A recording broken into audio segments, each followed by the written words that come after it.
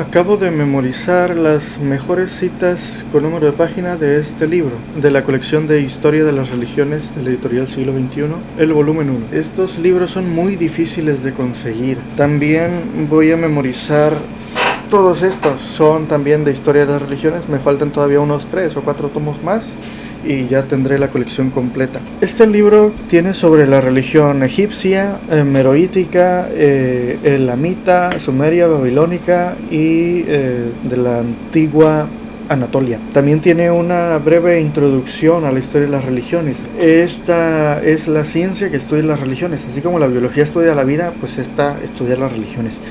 Entonces no se centra en tal religión es falsa por esto, porque es una pérdida de tiempo eso. Aparte de que ya que uno se mete a este mundillo, se da cuenta de que las religiones permean todo en la vida humana. No hay nadie, o sea, aunque seas ateo, sigues siendo cristiano, lo cristiano no se te quita. Aunque seas ateo, sigues siendo musulmán, no se te va a quitar. Así creciste. Y va a ser muy difícil que de verdad se te quite eso, porque las religiones funcionan a nivel perceptivo. O sea, por ejemplo, hay 6 emociones universales. Solamente 6 emociones universales. Todos los seres humanos tenemos expresiones faciales innatas en relación a esas 6 emociones, pero hay más emociones que son culturales y también hay muchos sentimientos que son culturales. Por ejemplo, la culpa es cultural, no es innato, no es genético, no es natural en el ser humano eso. Es efecto de crecer en un entorno cristiano, en un entorno judío o en un entorno musulmán, en general en un entorno abrámico, porque por ejemplo en esta misma colección, pero unos tomos más adelante, decía que en la religión romana no existía algo similar a la culpa, y es lo interesante porque por ejemplo en muchas teorías psicológicas se centran sobre todo en la culpa. Por ejemplo Melanie Klein, Freud, etcétera, se centran muchísimo en la culpa y ni siquiera eran capaces de concebir que existieran sociedades humanas en las que no sintieran culpa. Hasta día de hoy se sigue pensando para muchos, que el no sentir culpa es psicopatológico, siendo que la culpa no es natural en el ser humano. Asunto para otro momento. Las religiones abarcan todo. Por ejemplo, si alguna vez has pensado de dónde viene un columpio, de dónde vienen los columpios, de que en Grecia había un dios que se colgó y entonces pues de ahí colgando del árbol, pues de ahí vienen los columpios. También de dónde viene que al casarse la tradición esta de que el hombre levanta a la mujer en los brazos y la mete a la casa.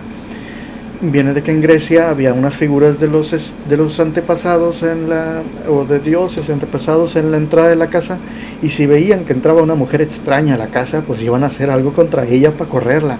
Entonces los hombres tenían que fingir un secuestro para que los antepasados, al ver que llevaba una mujer en los brazos, dijera: ah, es un botín de guerra. Entonces así no le hicieran nada. Las religiones permean todo en la vida humana y la mayoría de la gente no se da cuenta. Que por ejemplo también aquí mismo en la página 37 dice que en los antiguos, en pueblos antiguos, y también en pueblos rezagados estudiados por antropólogos en la actualidad, se encuentra que lo que nosotros llamamos religión no es posible disociarlo de la vida cotidiana. No hay mira, a partir de aquí comienza la parte religiosa de la vida y acá no hay nada así, sino que abarca todo, desde la forma de vestir, la forma de hablar, la forma de comportarse, los hábitos, los pasatiempos, todo lo abarca la religión. Y eso también ocurre en la actualidad, solo que no nos damos cuenta.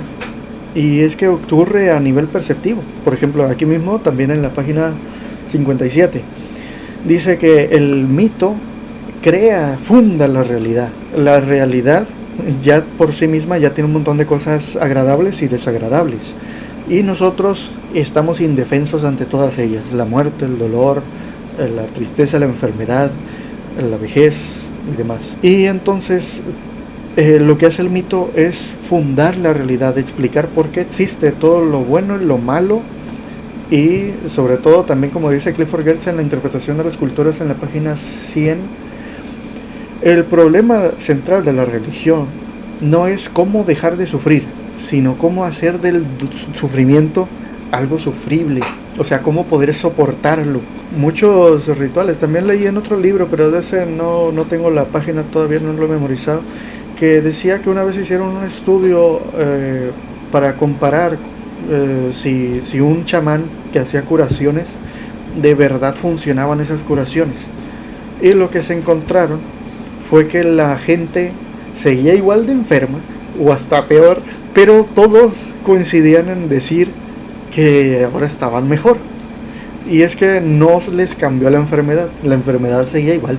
Lo que hizo el chamán es darles un motivo, un sentido a su dolor, y de ese modo, aunque seguían sufriendo la enfermedad, pues ahora la podían soportar. Otra cosa interesante de esto de las religiones es que en la página 35 decía que no tiene caso, decía el autor, no tiene caso intentar definir lo que es una religión, porque un montón de autores diferentes han intentado definir la religión a partir de la etimología, como religare o relegere, o sea, religar el alma con Dios o releer a los antiguos, y que pues no tenía caso, porque aquí esto de llamar a las cosas como religión solamente surgió en el lado occidental del mundo, en Roma, y pues, mientras que en otras partes del mundo, como también ya les conté antes,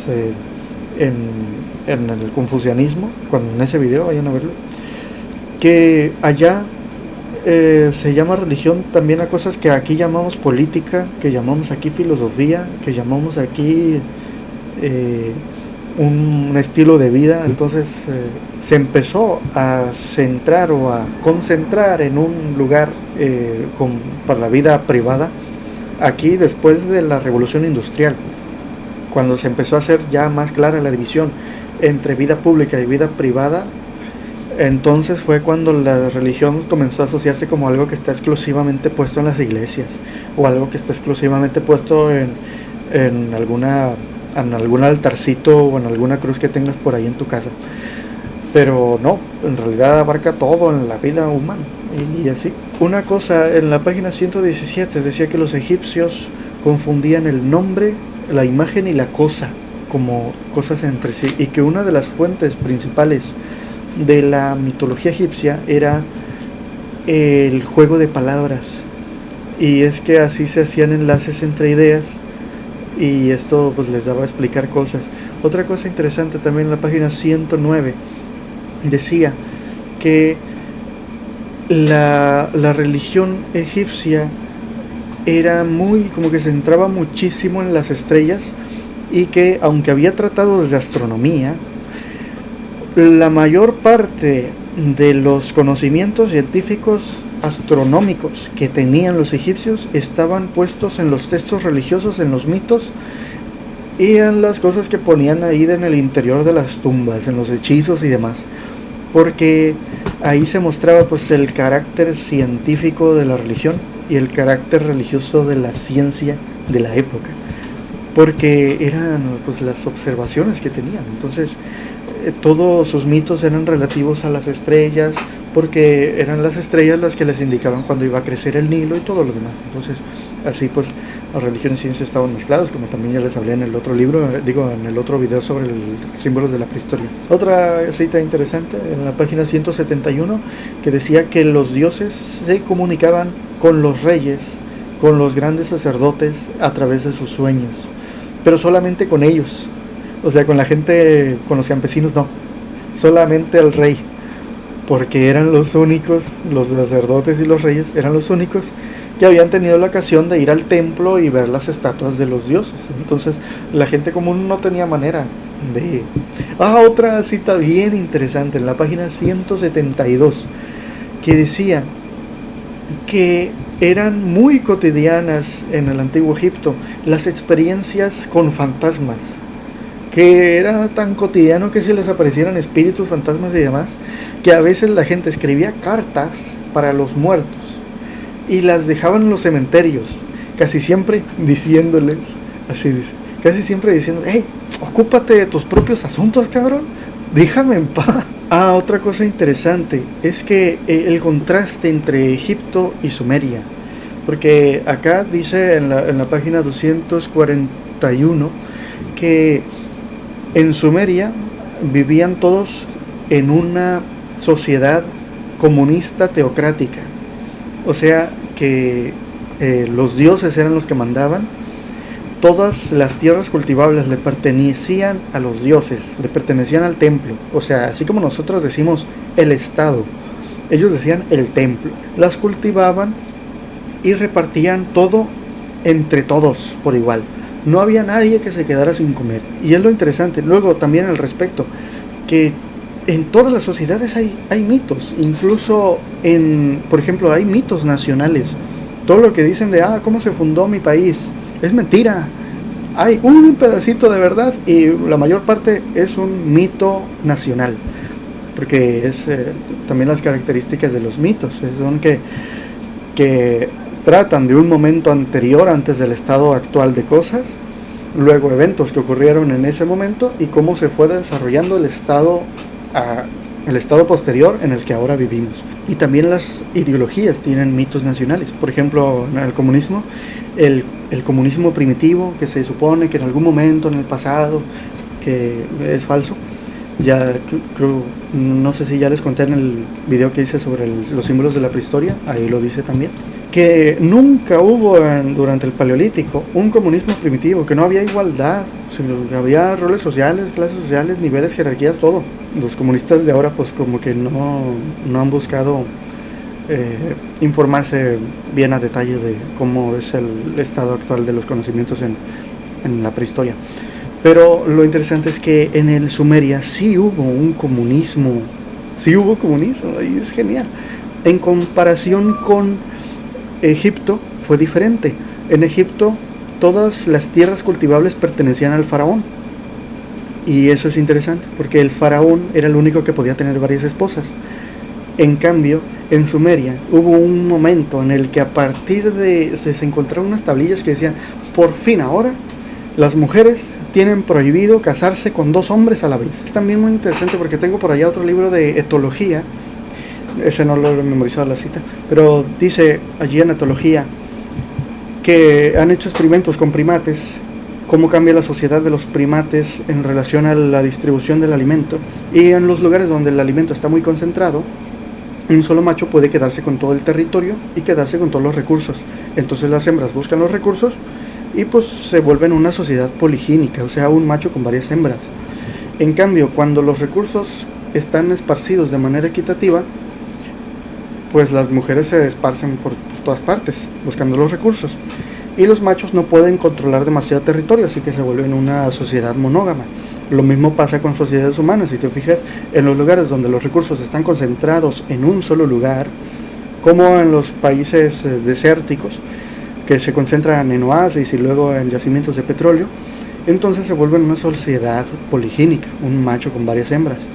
Pero en los lugares donde los recursos están más esparcidos, se vuelve una sociedad monógama.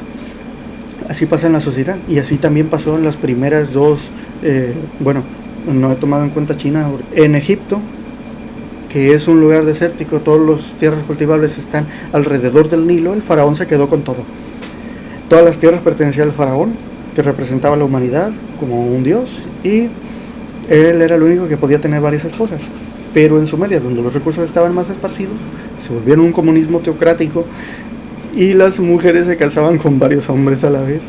Está muy interesante ese detalle. Todos los problemas que se podrían resolver con una distribución equitativa de recursos, la mayor parte de los problemas de la humanidad se resolverían con una distribución equitativa de recursos, pero es otro asunto.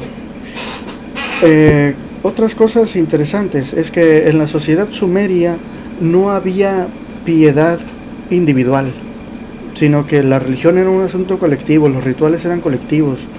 Eso lo dice en la página 275 y a mí me gustó mucho eso. También aquí pues en el capítulo que tiene sobre Sumeria, la primera vez que lo leí me gustó porque el autor hizo muchas comparaciones entre Nietzsche con los dioses sumerios. Decía que eran dioses dionisíacos y demás. Entonces, pues la primera vez que lo leí dije, qué interesante.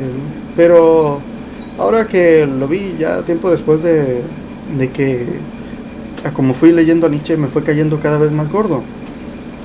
Pues ya...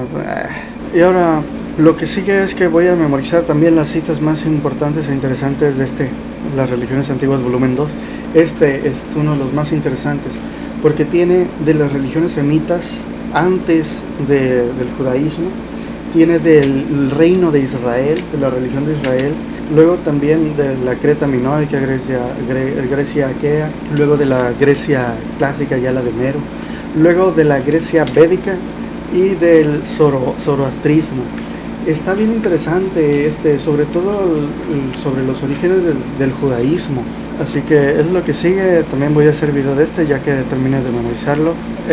Pintaba de azul el borde de la página para hallar rápido las citas más importantes. Aquí subrayé muchísimo